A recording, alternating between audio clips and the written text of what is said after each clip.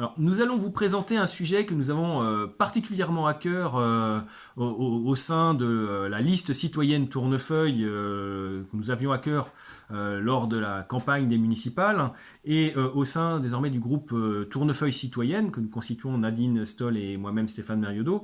Voilà, ça reste notre principale préoccupation qui est la participation citoyenne à travers ce que nous avions appelé l'Assemblée citoyenne locale et le référendum d'initiative citoyenne. Alors, la municipalité actuelle va en partie dans ce sens, puisqu'elle nous fait une proposition de conseil local de la citoyenneté, et c'est de ce conseil local de la citoyenneté, qui s'appellera probablement Agora, donc c'est cela que Nadine va vous présenter maintenant. Voilà, donc c'est le dossier lourd de la soirée, hein. Donc on va se compléter mutuellement puisque je risque d'oublier certaines informations, détails importants, enfin voilà. Donc l'Agora, ou Conseil local de la citoyenneté, vous allez certainement en entendre parler, et en tout cas vous allez recevoir un courrier sous peu, pour justement vous présenter ce document, cette démarche, une démarche réellement citoyenne, qui est de solliciter les gens pour élaborer des projets et se rencontrer quartier par quartier et travailler en lien avec le conseil municipal sur certains dossiers. Alors, nous sommes totalement partants pour y contribuer, hein, Stéphane et moi-même, comme il l'a expliqué, hein, puisque c'est notre cœur de métier, je dirais, c'était le cœur de notre campagne, que de faire participer les gens le plus possible dans les dossiers qui concernent la ville, leur quartier, leur vie au quotidien. Même si nous sommes bénévoles. Hein, mais, Oui, oui. Alors, donc, en gros, il s'agit de mettre en réseau des citoyens, des représentants d'associations et des élus, dans une certaine proportion, mais ça, on ne va pas rentrer dans les détails. Alors, nous avons quand même fait part de certains désaccords et un désaccord de fond qui est le mode de tirage au sort, puisqu'il s'agira effectivement d'un tirage au sort. La mairie, elle, préconise un tirage au sort à partir d'une population qui se sera faite connaître à partir de volontaires. Nous, ce qu'on préconise, et c'est une démarche de fond hein, qui est déterminante, c'est qu'il y ait un tirage au sort auprès de toute la population, enfin, d'un panel de population. inscrit sur les listes électorales. Voilà. Et qui permette une réelle représentativité de cette population tournefeuillaise.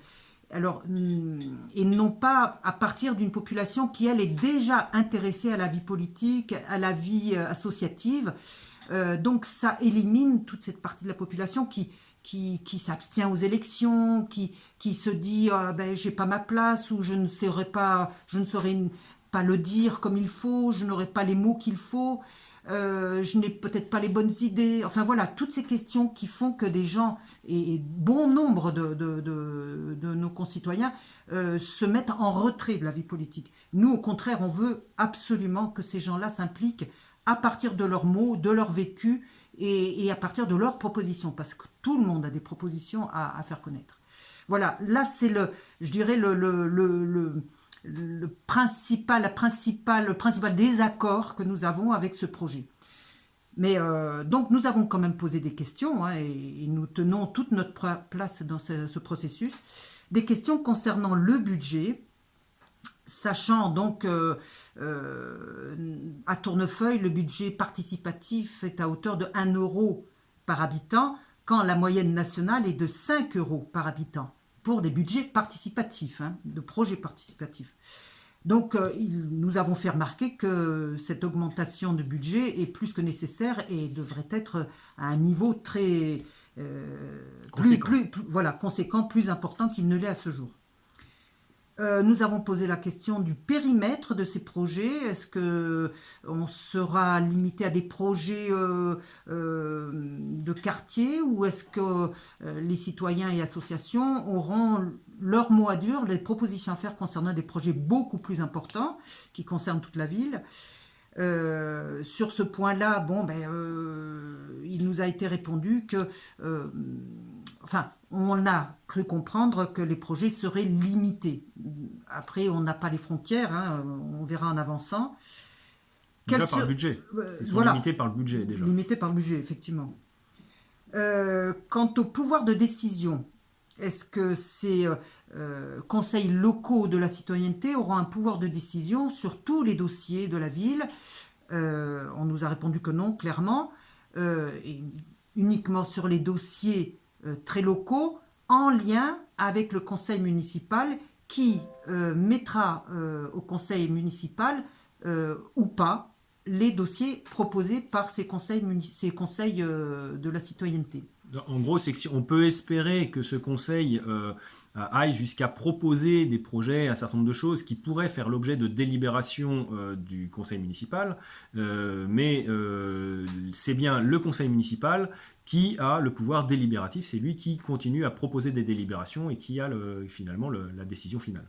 Mmh, voilà. Et donc, et ça c'est important, puisque jusqu'où va la citoyenneté, hein, voilà. Autre question concernant les budgets de fonctionnement, puisque c'est une structure qui aura besoin et de secrétariat, et de des services techniques de la ville, d'experts éventuellement. Bon, il semblerait que ce ne soit pas encore pensé, mais charge à ces conseils d'en faire la demande, puisque leur revient donc le mode de fonctionnement et les décisions qui vont avec. Voilà. Je dois dire que c'est un grand progrès, hein, par rapport à ce qui existait auparavant, à savoir pas grand-chose, si ce n'est les quelques budgets participatifs pour des projets très très très limités, hein, concernant l'environnement tout particulièrement. Mais il faut savoir que d'autres villes en France, et de nombreuses villes en France, montrent l'exemple. Et pour ce qui est du département, je ne citerai que 4 villes qui nous entourent, enfin assez proches, à savoir Cugnaux, Ramonville, L'Union, Blagnac, et j'en oublie puisqu'on n'a pas la connaissance de tout. Ce sont des villes qui ont mis sur pied un processus qui va de notre point de vue plus loin, puisque effectivement il s'agit d'un tirage au sort réel, sans barrage, je dirais, hein, pour avoir une réelle représentativité de la population, et qui donne pouvoir et de proposition et de décision sur les projets de la ville. Voilà, donc c'est les grands axes de désaccord, en tout cas de discussion, et nous continuerons effectivement à élaborer, et en tout cas nous souhaitons co-élaborer avec l'équipe qui s'est mise en place, et bien sûr avec vous très prochainement. Allez, à bientôt.